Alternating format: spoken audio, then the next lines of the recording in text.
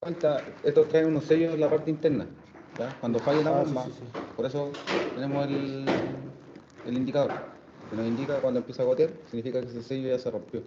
¿Y por qué se rompe? Por el tema del uso, ¿ya? ¿Qué debemos hacer? Cambiar la bomba, ya a medida que la bomba ya nos indica, ¿no es cierto?, que está acusando de que está botando refrigerante, hay que cambiar, en este caso, la bomba de agua. Dentro del sistema de refrigeración, para que vayan a escuchar igual ustedes, no sé. ¿Cuál es la función del sistema de refrigeración? El motor. ¿Ah? Enfriar el motor. Regular la temperatura del motor térmico. ¿Ya?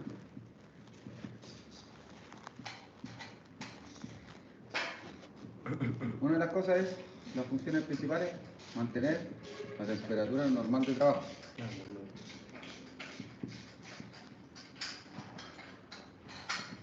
De trabajo. Que eso es, ¿cuánto es la temperatura normal de trabajo de un equipo? Depende del motor, ¿no? La cilindrada del motor. Sí, pero por lo general estamos trabajando, casi todos los motores trabajan de la misma manera, sobre todo los motores auxiliares, que son los motores de los vehículos nuestros. ¿Cuánto es la temperatura de trabajo normal? 60 grados, ¿no? No, un poco más. Más. 75, ¿no? 90 Sí, grados. Estoy adivinando. Entre los 120. 80, Estoy adivinando. entre los 80 y los 120 grados. No, estaba adivinando. No. Soy honesto. Ya. Rojo. Pero lo vamos a dejar estandarizado entre los 90 90. a 120 grados Celsius. ¿Ya? Es la temperatura normal del motor de combustión. Sí, una temperatura normal. ¿Ya? Si lo trabajáramos en grados Fahrenheit, porque lo podemos encontrar en vehículos americanos que pueden trabajar en grados Fahrenheit, no se asusten que de repente les va a marcar 220 grados, ¿no es cierto? O a 270 grados Fahrenheit, que es una temperatura normal de trabajo. ¿Ya? Dentro del sistema de refrigeración nosotros encontramos dos circuitos, que es el circuito corto y circuito largo. ¿No es cierto? ¿Qué significa eso? Cuando trabajamos con el circuito corto. ¿No es cierto que nosotros tenemos nuestro motor acá? Nuestro motor se divide en tres partes, ¿no es cierto? Que es culata, Block y cárter. block y cárter. ¿Ya? Si nosotros seguimos la línea, acá podemos encontrar nuestra bomba de agua, la bomba, en este sector más o menos el termostato, la caja del termostato, y si seguimos la línea, acá nosotros vamos a encontrar nuestro radiador, ¿no es cierto? Y acá inclusive muchas veces podemos encontrar nuestro enfriador de aceite, que trabaja junto con el sistema de refrigeración. Si ustedes se dan cuenta, dentro de los componentes que nosotros encontramos en el sistema de refrigeración, el vehículo va a trabajar, cuando tenemos el circuito corto, va a trabajar solamente en este sistema, que es todo lo que es motor. ¿Ya? Claro, la bomba de agua va a estar trabajando. ¿Qué le pasó? Ah, ya. Dentro del sistema de refrigeración nosotros vamos a encontrar el circuito corto que solamente va a estar trabajando la bomba, ¿no es cierto? El termostato va a estar cerrado. Y el refrigerante que va a estar circulando va a ser solamente entre la culata y el block. El cárter obviamente no va a estar trabajando porque no trabaja con aceite, o sea, perdón, con refrigerante. Pero todo este sistema que tenemos acá, el circuito en general del motor, va a estar trabajando con el circuito corto. ¿Para qué? Para tomar la temperatura adecuada de trabajo. ¿Ya? Si nosotros tenemos nuestro termostato, el termostato se va a estar abriendo paulatinamente, no se va a abrir de forma inmediata al llegar a los 90 o a los 120 grados Celsius. El termostato se abre de forma paulatina. A medida que el motor va tomando temperatura, el termostato se va abriendo.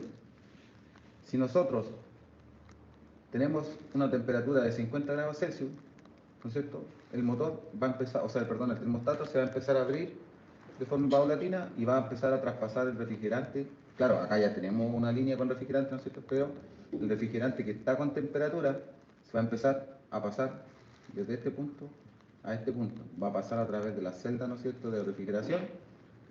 Va a enfriar el refrigerante que nosotros tenemos acá y lo va a volver a ingresar al motor y en este caso al radiador de aceite, ¿ya? O al enfriador de aceite.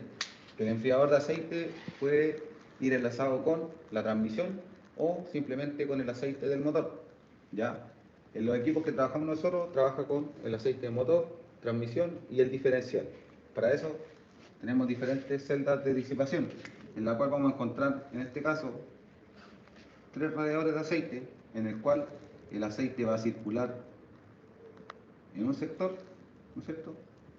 Y el refrigerante va a pasar por la otra celda hacia otro sector.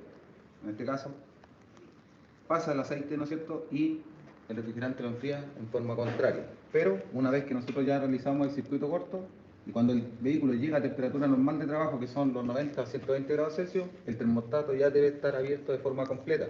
O sea, el refrigerante va a estar circulando en el circuito largo.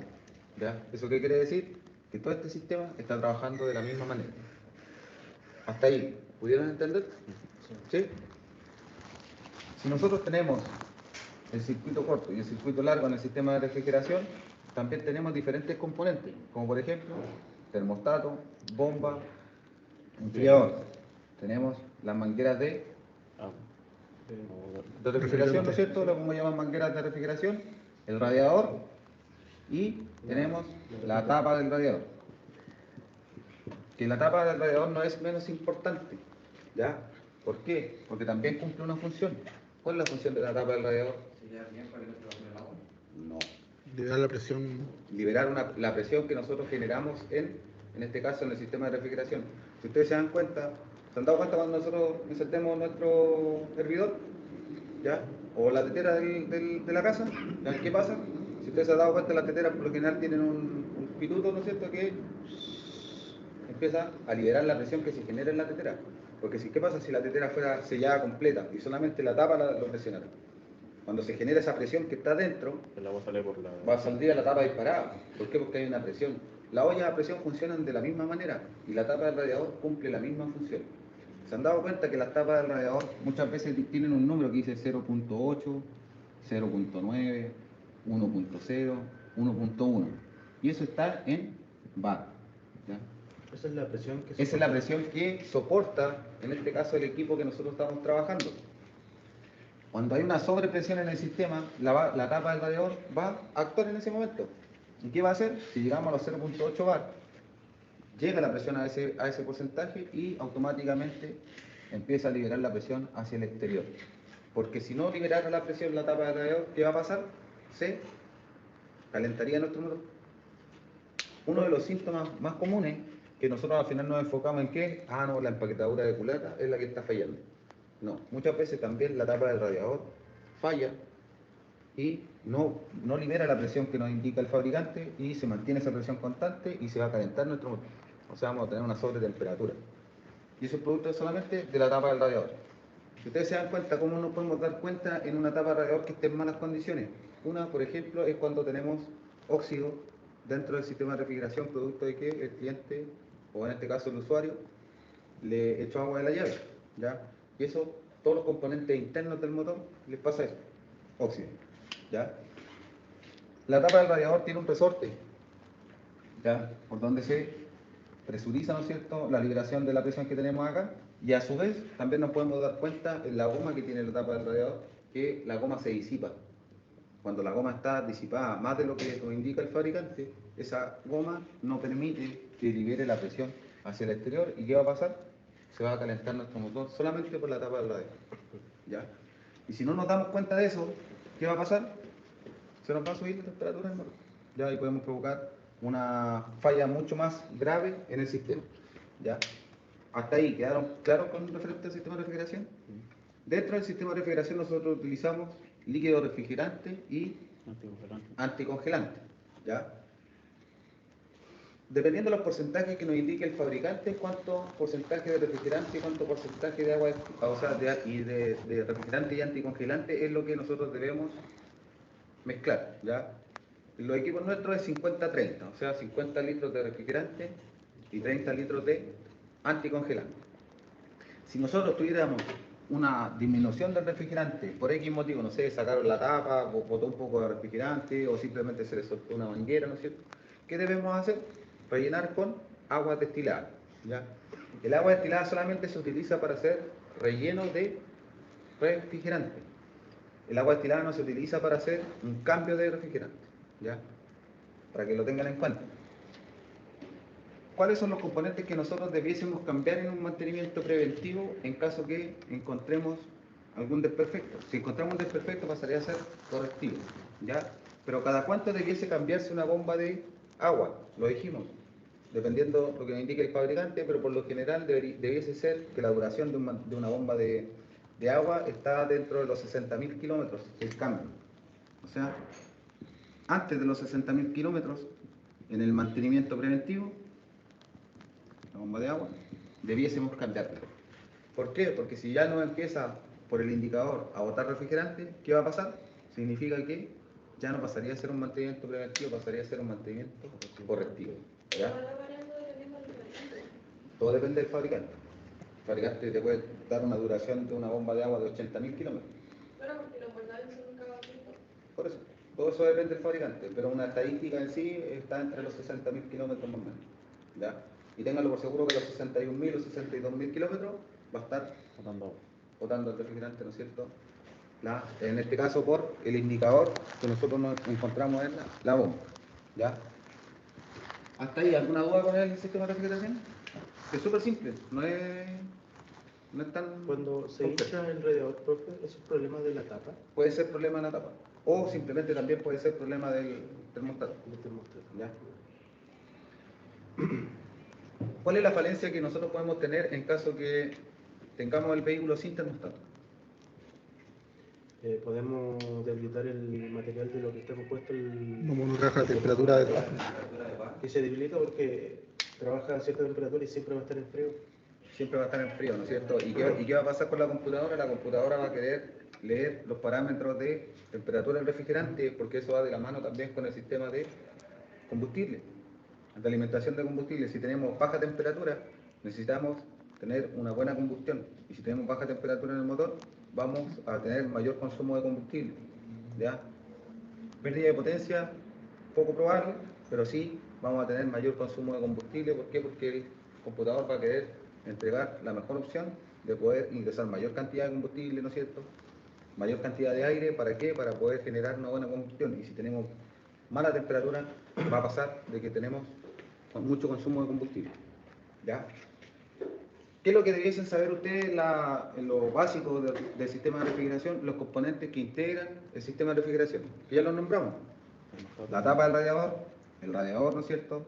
Las mangueras de refrigeración, termostato, bomba de agua, radiador o enfriador de aceite y los ductos que en este caso van entre el block y la culata, ya que tenemos sistema de refrigeración.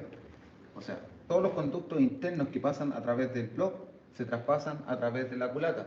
Por eso la empaquetadura de culata, ¿no es cierto? O el empaque de la culata va con orificios de refrigeración, ¿ya?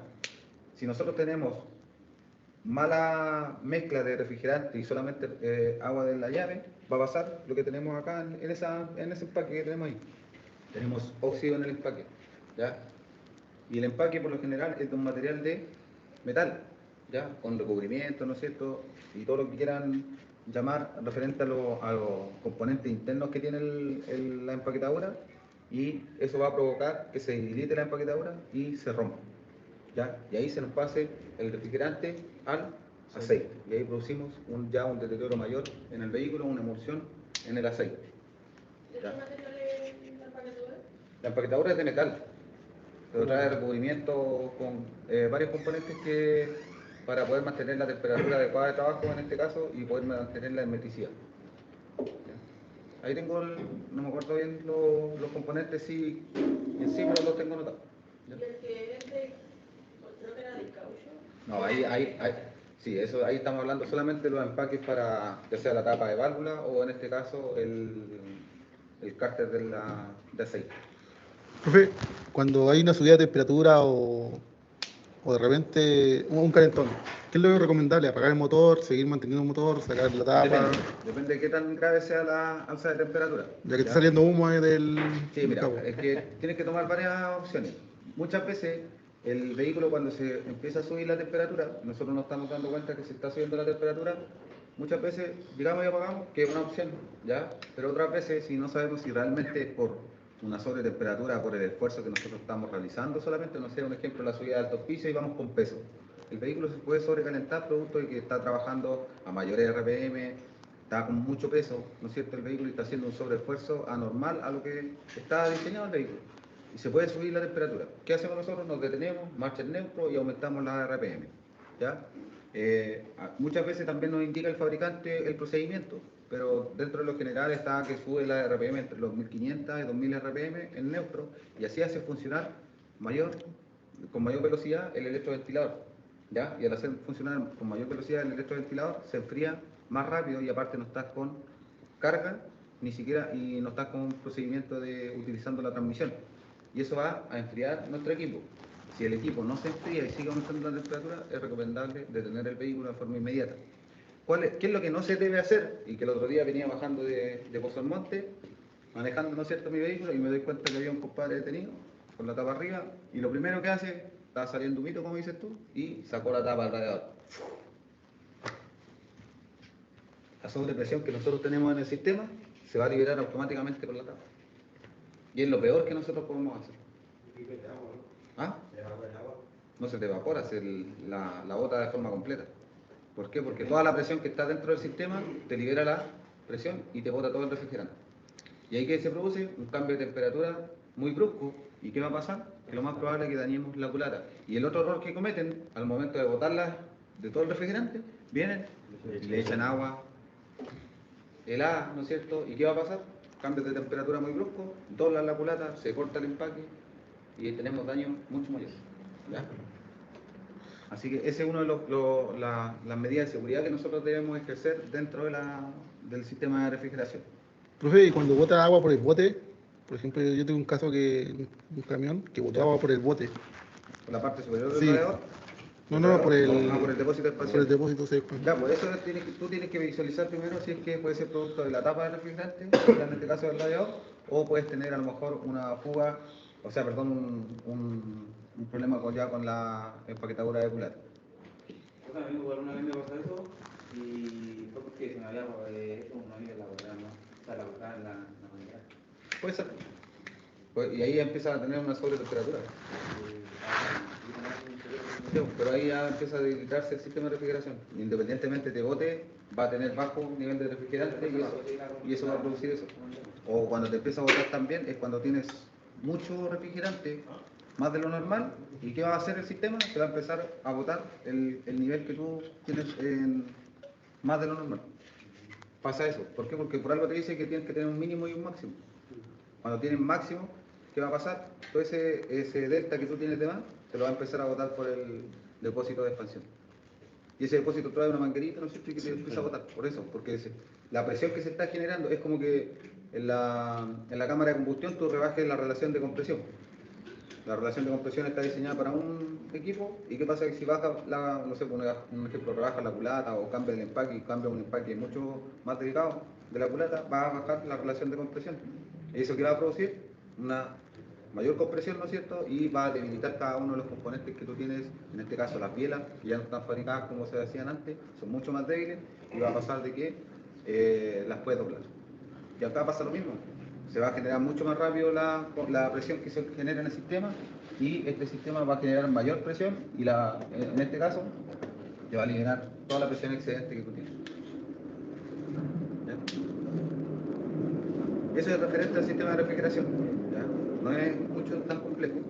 ¿Ya? Lo que me interesa es que puedan manejar esto, los componentes, ¿no es cierto?, que nosotros trabajamos, cómo trabajan más o menos, ¿no es cierto? Y si yo les pregunto un ejemplo, ¿para qué sirve el sistema de refrigeración? ¿Cuál es su función principal? Mantener una temperatura adecuada de trabajo del motor. Nombren un par de componentes del sistema de refrigeración. Aparte de eso, van las correas de accesorios, el ventilador, ¿no es cierto?, que lo pueden colocar dentro de ¿ya? Pero eso en sí. ¿Algo más? ¿Algo que...? Cuando mandan a embarillar ¿cómo se llama? El ¿El radiador. radiador? Ya, ese producto es el mismo óxido que tú tienes en el sistema, el refrigerante, o sea, en este caso el agua, te va a oxidar las celdas. ¿Y qué significa eso? Que las celdas se tapan. Y al taparse las celdas, ¿qué hace el compadre que embarilla? Te las limpia. Te limpia todas las celdas de disipación. ¿ya? Entonces, en realidad sería limpiar los ductos, ¿no? Sí, te limpia todos los ductos, porque todo lo que es de aluminio, esas celdas que ustedes ven de aluminio, esas son disipadoras de calor.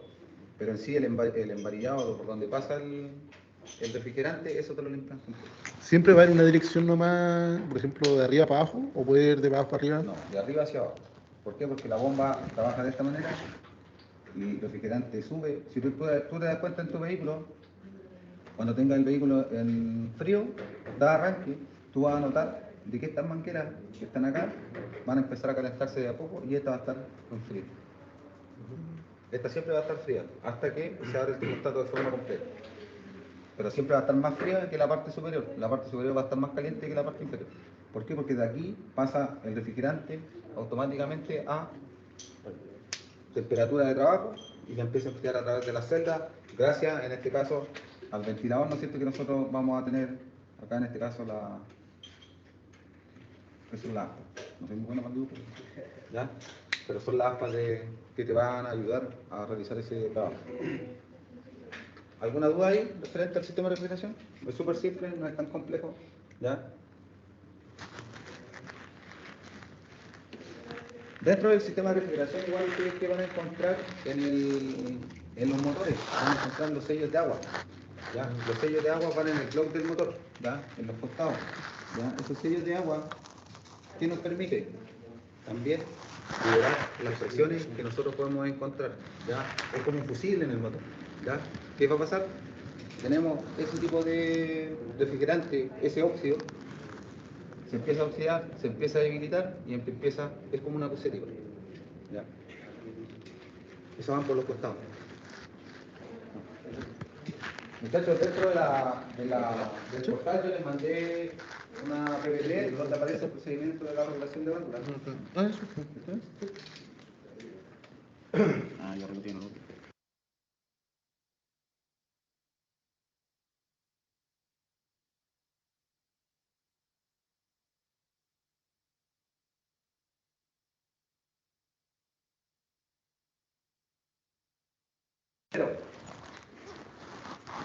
Ponerle el segundo uno. Luego de eso, en frío, pero tiene otra tolerancia, no es la misma tolerancia que haya dado válvula. ¿Ah? No, lo que en la sala. Vaya, pues, buscarlo. Colócate el Teo, la foto, ¿no?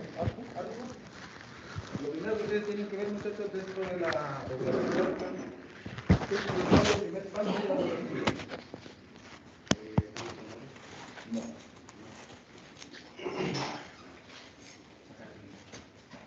No. ¿Tú hiciste un perdón?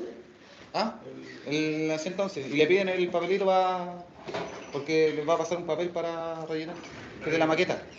Sí, y hay que pedirle la llave igual. ¿Qué es lo primero?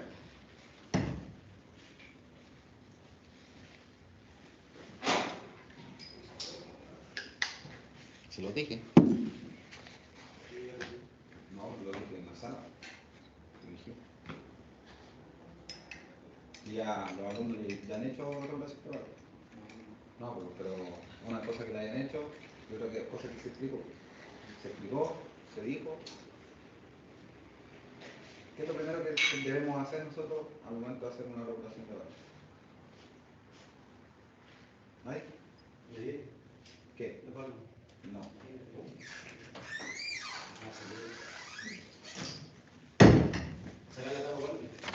¿Ah?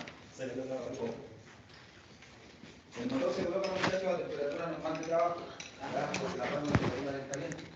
¿Ya? Al menos que el fabricante nos diga que la tolerancia en frío también se puede regular en frío, pero tiene otra tolerancia, no es la misma tolerancia que el vehículo en caliente. ¿Ya? Eso es lo primero. Ponerle el segundo uno. Luego de eso, tampoco. Bueno, para la prueba. Luego de eso, nosotros qué tenemos que visualizar, cuál es la válvula de admisión y cuál es la válvula de escape. Márquez, ¿cuál es la válvula de admisión? Márquez, Márquez. ¿Admisión? Márquez. Márquez. La de acá. ¿Ya? La de acá. ¿Cuál?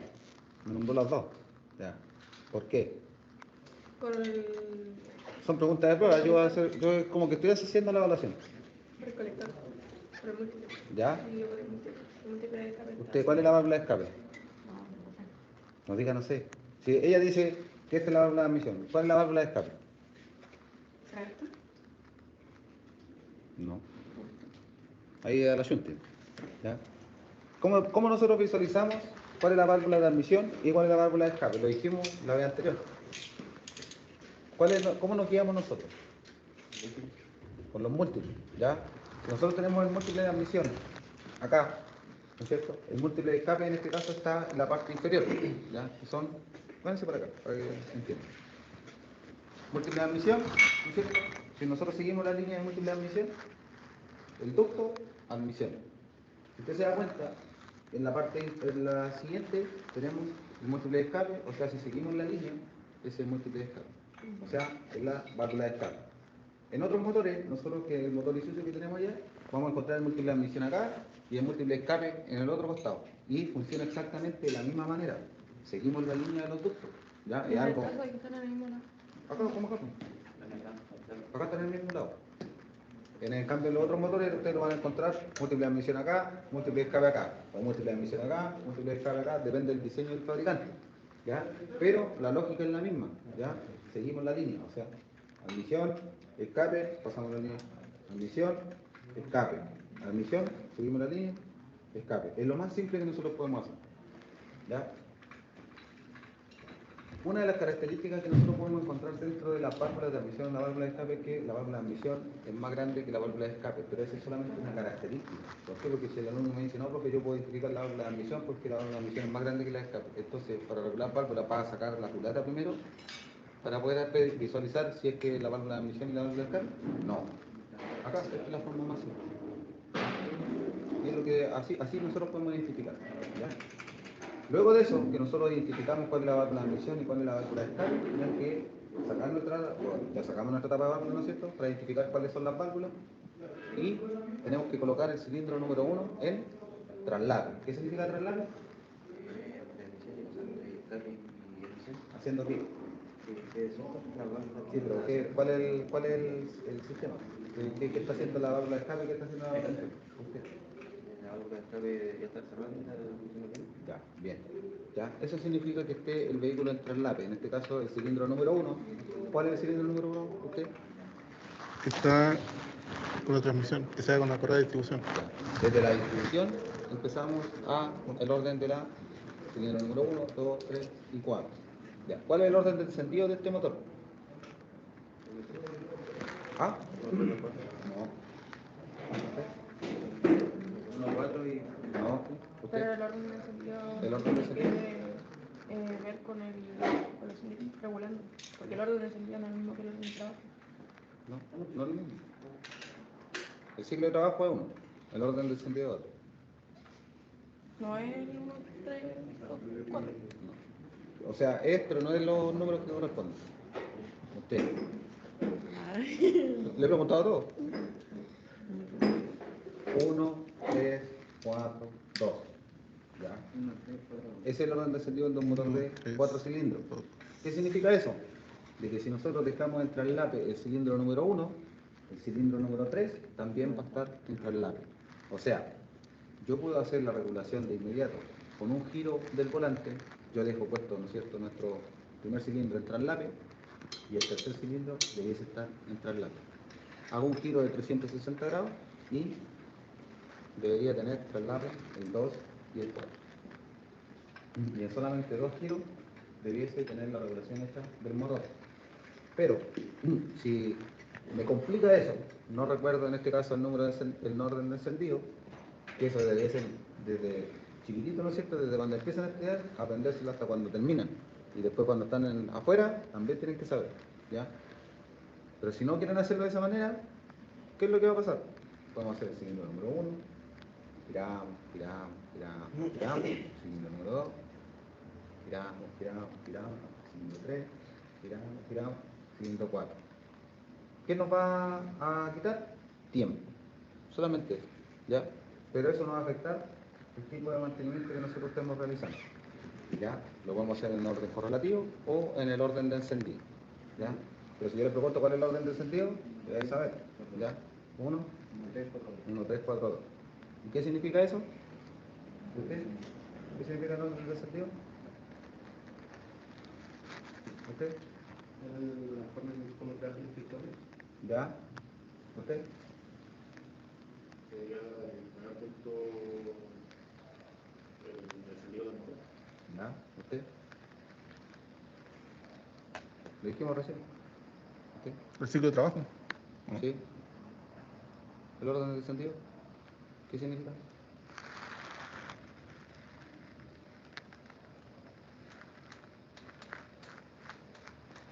¿Usted? ¿No? Lo dijimos recién. Que si este pistón está haciendo un ciclo, el trébol está haciendo el mismo. La respuesta no está regulando. Va a estar haciendo el mismo ciclo. Si este motor está haciendo admisión, este igual va a estar haciendo admisión. Si este motor está haciendo traslape, lo tenemos en traslape, va a estar haciendo traslape. Si este está haciendo traslape, va a estar haciendo... ¿Ah? En este caso no. Sí, pero déjame llegar a ese punto. ¿Ya? ¿Lo tenemos en traslape acá? Ya. Si ustedes se dan cuenta, muchachos, en este motor, lo más probable es que hayan sacado la correa de distribución. Como sacaron la correa de distribución, no quedó en el orden de sentido que corresponde, o sea, el motor no está a punto. ¿Qué significa que no esté a punto? De que no está sincronizada el leva, ¿no es cierto?, junto con el cigüeñal. Y al tener no sincronizado el leva ni el cigüeñal, no tenemos un orden descendido como corresponde. Cuando traigan el motor Isuzu, ustedes se van a dar cuenta, cuando tengan entre el APS, va a estar entre el APS. Ahí es que sí. ¿Ya? Así que, y hay que llegar ahí a esa parte de que no va a estar en el orden descendido que corresponde. ¿Ya? Por eso. Luego de eso, para la regulación de válvulas, una vez identificada cuál es la válvula de admisión y cuál es la válvula de escape, nosotros soltamos nuestro...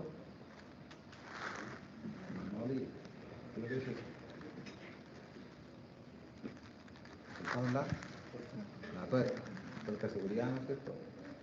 Soltamos la tuerca y visualizamos, ya sabemos que está regulado, ¿ya? Soltamos y con el destornillador nosotros ajustamos o soltamos, ¿ya?, nuestro regulador y colocamos nuestro filler. Al colocar el filler, ¿no es cierto?, que es 0.45 en la admisión, vemos que tiene un pequeño roce, ingresamos, sacamos. Colocamos nuestro destornillador nuevamente y con la mano ajustamos nuestra contratuerca. Y luego de eso, manteniendo el destornillador que no se mueva el ajustador, apretamos. Y luego de eso, volvemos a visualizar si es que está la regulación correcta. Porque si movemos un poco el destornillador cuando estamos haciendo el ajuste, se puede desregular. Ahí tenemos que volver a soltar la contratuerca y volver a ajustar. ¿Ya? ¿Cuál es lo que siempre yo le digo a los alumnos? Siempre el que regula, termina. ¿Ya? O sea, si a usted la mandan a hacer una regulación de válvula en un motor, usted la empieza y usted la termina. No que, oye, voy al baño y sigue regulando, después llegaste y te das cuenta que la regulación de la otra persona es distinta. ¿Por qué? Porque mi sensibilidad de la mano es diferente que la mía, que la suya, que la suya, que la suya. Todos trabajamos de forma diferente. ¿Ya? Pero ¿qué tenemos que hacer? La regulación, cada persona. Acá claramente lo estamos haciendo un alumno por cada cilindro. ¿Ya? Hace la válvula de admisión y la válvula de escape. ¿Qué tienen que darse cuenta también como medida de seguridad? Si yo hago la válvula de admisión primero y después me paso a la válvula de escape, cambiar el filler. Porque muchas veces se confían, sí, voy regulando, y al final regularon todas las válvulas con el mismo filler. Y no se acordaron que eran distintos. ¿Ya? Ese es lo primordial. Luego de eso, imaginemos que regulamos todas las válvulas. ¿Qué debo hacer yo? Dar un pequeño arranque al motor para ver cómo está trabajando. En este caso no hay problema que se nos salga de posición el alza válvula. ¿Por qué? Porque aquí no tenemos alza válvula. Acá tenemos nuestro leva con nuestro balancín. Tenemos porta balancín. ¿Ya?